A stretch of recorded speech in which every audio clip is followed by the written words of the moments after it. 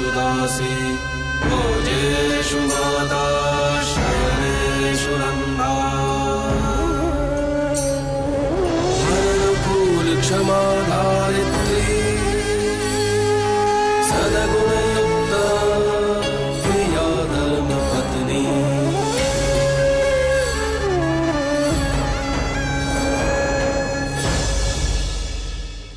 Cards done. Clothes हो गया। अरे वो हार वाले में क्या हुआ?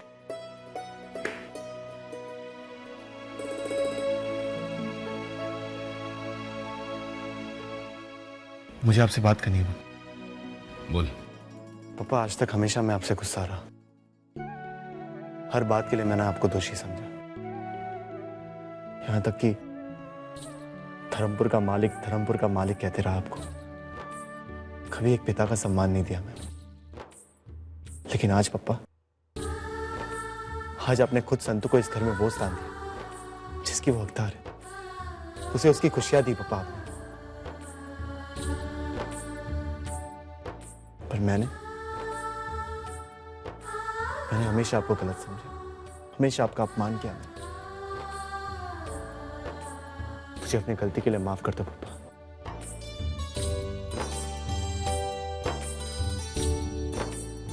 कैसी बात करता है? तुम्हारो डायो डिक्रोच है।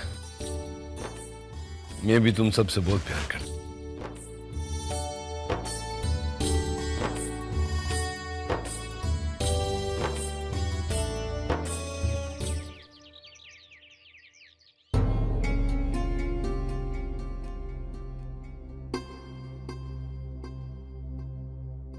आ गया। माँ और बाबूजी कहाँ हैं? मार बापूजी, वो आनंद काका की बहू को बच्चा होने वाला है ना, तो वहां पर गए। आप बैठिए ना, मैं खाना लगाती हूँ।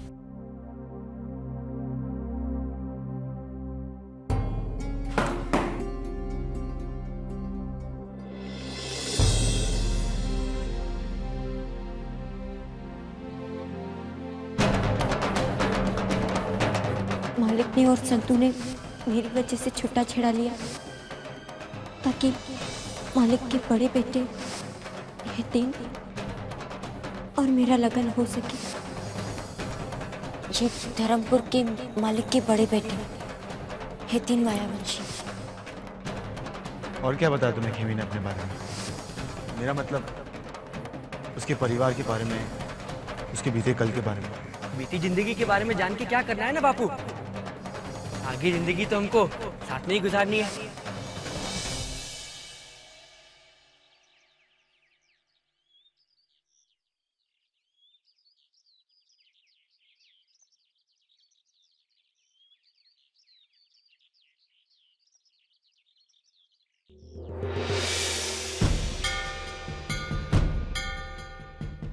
ये क्या सब्जी बनाई है तुमने?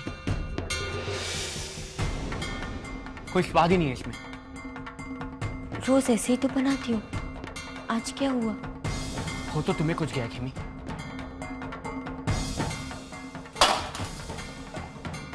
आपके कहने का मतलब क्या है? तुम अच्छी तरह जानती हो कि मैं क्या कहना चाहता हूँ। आप पहले मत बुझाइए, आपको जो कुछ भी कहना है साफ साफ कहिए। ठीक है, तो मैं साफ साफ पूछता हूँ कि तुम्हारा और यतीन में अब क्या संबंध है?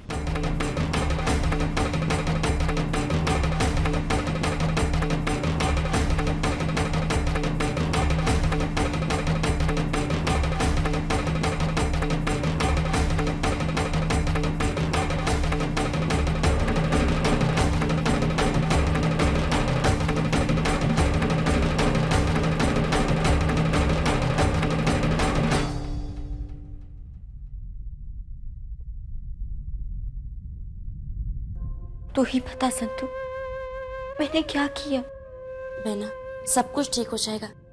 तुम एक बार शांति से बैठकर बने विलास से बात कर लो। अगर एक बार मन में शक बैठ जाए तो उसे दूर करना बहुत कठिन होता है। खैर, मैं तुम्हें यहाँ अपनी लगन का न्योता देने आई थी। तुम और बने विलाल वक्त पर पहुंच जाना। बहना, तुम चिंता मत करो, बस बने विलास से बात कर लो, उन्हें मना लो। वो अच्छे इंसान है। अर्जन के बारे में मुझे हितेन से बात करनी ही होगी, वरना पता नहीं बात कहां से कहां पहुंच जाएगी।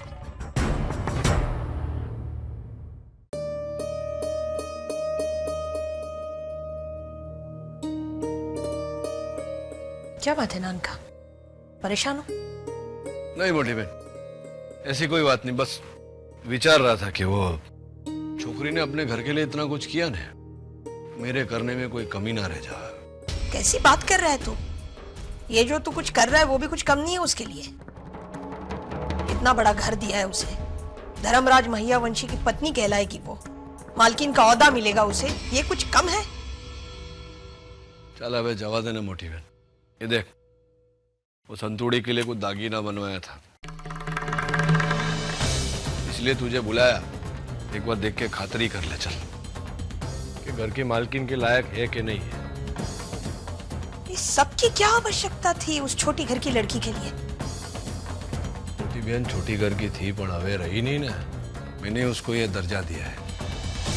मैंने तू भी जानती है कि महियावंशी परिवार की प्रतिष्ठा कायम रखने के लिए हमारी बहुओं का यह दागीना पहनना जरूरी है। इतना माटे मैंने तुझे बुलाया कि एक बार देख ले और खातरी कर ले। एक बात पूछो तूने, जो मुझे ऐसा लगता है इसलिए पूछ रहा हूं, खोटा मत लगाना। मुझे ऐसा लगता है कि घर के सब सदस्य ने उसको अपना लिया, पर तेरे मन में वो जगह नहीं बना सकी, क्यों ऐसा? बस इसके आगे कहने की कोई आवश्यकता नहीं है। तो क्या चाहता है? मैं पुरानी तरुलता न रहूं? घर के बाकी के लोगों की तरह मैं भी उसे संतू संतू करके आजू बाजू में उसके घूमूं? हाँ ठीक है, अगर तू ऐसा ही चाहता है तो यही सही। ये बात करे छे तो मोटी बहन, मैं तुझसे कुछ और बोल रहा हूँ, तू खोटी दिशा में जा रही है। अच्छा, अब मैं खोटी दिशा में जा रही हूँ? हाँ सही है, अब तो वो संतूड़ी ही बची है ना इस घर में जो सही दिशा में चलती है। एक काम करो नानका, ये लो। शू करे छे तो?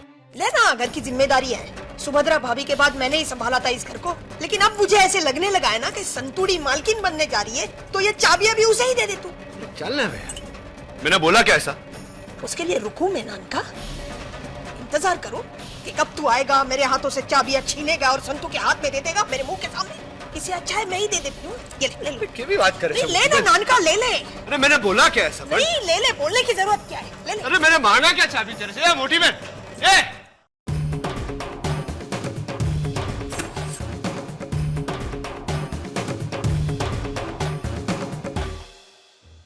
ये क्या कह रही हो तुरे?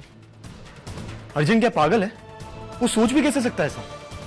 क्योंकि वो खेमी का पति है हितेन, उसकी ऐसी इनसिक्योरिटी होना जायज है। अगर तुम उसकी जगह होते तो तुम भी शायद यही करते। नहीं करता।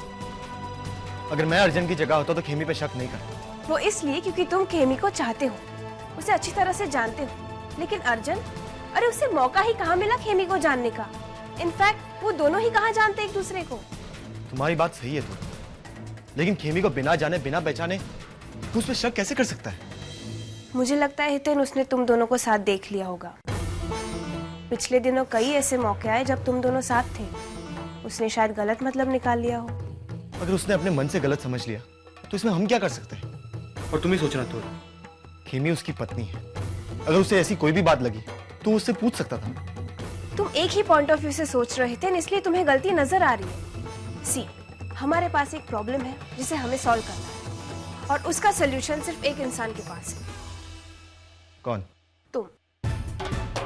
तुरंत मैं? हाँ हितेन, मुझे लगता है तुम्हें जाकर अर्जुन से बात करनी चाहिए। अरे क्या बात करूंगा मैं उससे? क्या कहूंगा मैं उससे? उसे जाकर कहो कि तुम दोनों के बीच ऐसा कुछ नहीं है। हितेन, तुम ही हो जो ये मिसअंडरस्टैंडिंग दूर कर सकते हो, वरना खेमी की जिंदगी बर्बाद हो जाएगी। प्लीज हितेन, तुम्हें जल्द से जल्द अर्जुन से बात करनी होगी।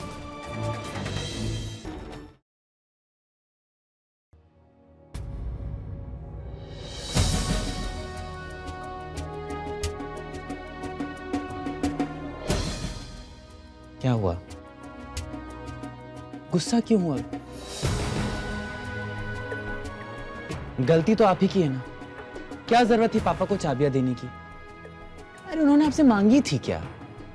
मौलिक, मुझे इस बात से दुख नहीं है कि चाबियां मेरे हाथों से चली गई।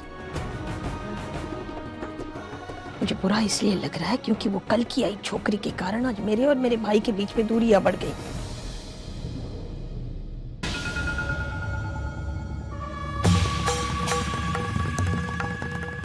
पता नहीं उस छोकरी ने नानका पे क्या जादू कर दिया है। मुझे कहता है नानका, अब वो छोटे घर की रही नहीं, धर्मराज मैयावंशी की पत्नी बनने जा रही है, तो उसे मालकिन का सम्मान दे दो। बुरा तब लगता है मौलिक जब हमारा अपना ही हमारी जगह किसी पराये को दे देता है। एक घर को तुम सींचते हो, प्यार देते हो, उसे अपना समझते हो, और अचानक से अपना ही कोई आके कहता है कि ये घर आज से तेरा नहीं है, किसी पराये का है, तब चोट लगती है मौलिक। आज उस संतोड़ी के हाथों में चाबियां नहीं गई है, मेरा अधिकार गया है जो इस घर पे था। वो सारे साल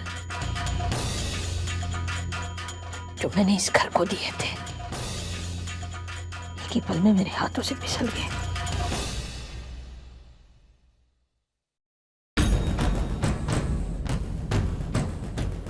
आप चिंता मत कीजिए, आपका अधिकार मैं आपको वापस दिलवाऊंगा। उस संतों ने आपसे जो भी कुछ छीना है ना, उसी के हाथों आपको वापस दिलवाऊंगा।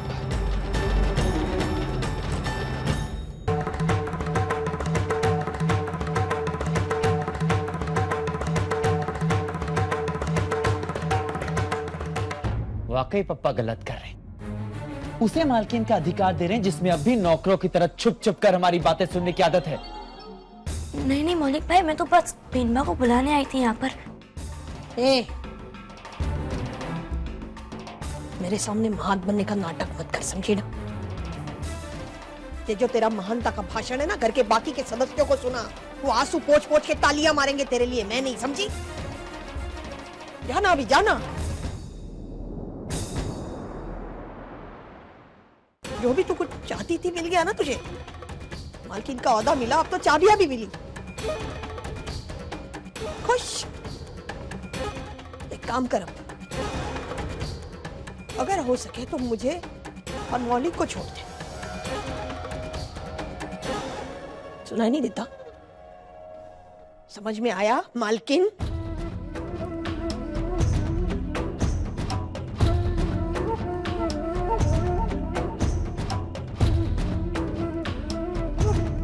सुना नहीं देता तुम्हें? समझ में नहीं आ रहा क्या कह रही हैं? चलो जाओ।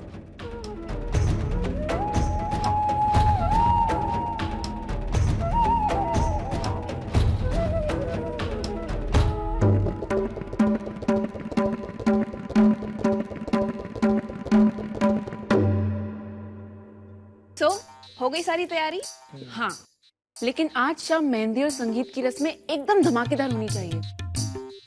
मेरे पास एक आइडिया है। एक minute let me tell you first, no antakshari, बहुत बोर हो चुकी, कुछ और। मैं तो वही बोलने वाली थी। मैं बोलूं? हाँ बोलो, लेकिन नो डांस कंपटीशन, डांस भी बहुत कर चुके, कुछ और। मेरे पास एक आइडिया है। कुछ भी बताओ, लेकिन रेट्रो थीम नहीं होना चाहिए। तो फिर क्या करें? कुछ ऐसा करते हैं जो स्पेशली अंकल और संतू के लिए। सोचो क्या कर सकते।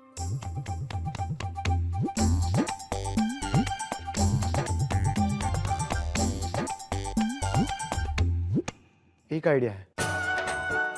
क्या? यहाँ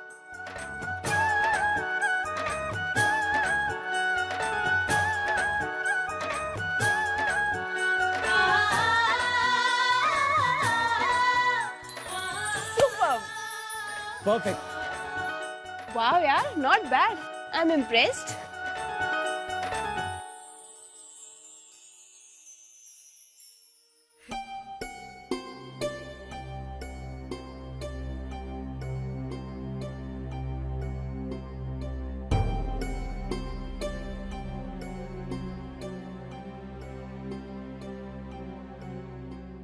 पप्पा वो એટલે ऐसा करने वाले हो नहीं आज तुम लोग? મારી વાત સાંભળ અહીંયા.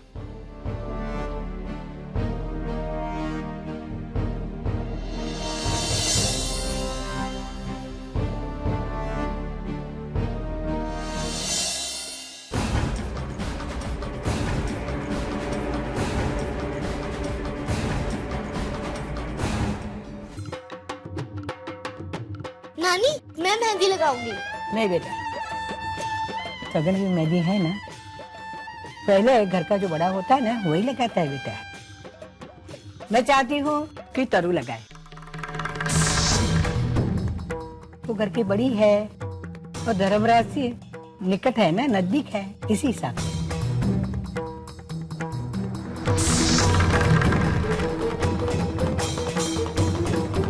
तरु, अपनी होने वाली भाभी के हाथ पर मेहंदी लगा के शगुन कर, जल्दी कर।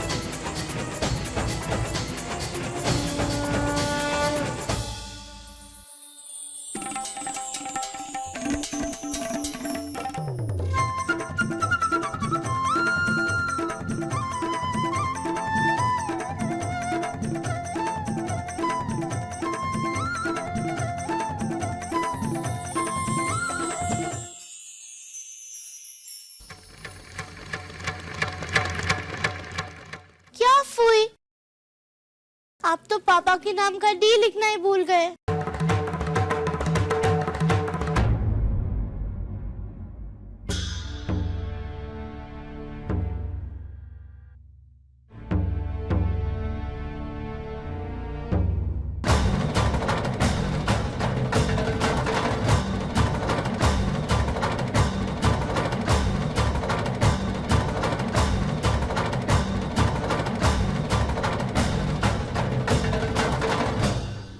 चलो हम सब आंगन में चलते हैं। वहाँ एक स्पेशल सरप्राइज हमारा इंतजार कर रहा है। चलो आंगन में। अरे चलो तो नानी। अच्छा चल। छोकरी ने अपने घर के लिए इतना कुछ किया ना, मेरे करने में कोई कमी ना रह जाए। पर हमें तो ये घर की बहू है ना, मैंने उसको ये दर्जा दिया है। और तू भी जानती है कि मैयावंशी परिवार की प्रतिष्ठा कायम रखने के लिए हमारी बहुओं का यह दागीना पहनना जरूरी है।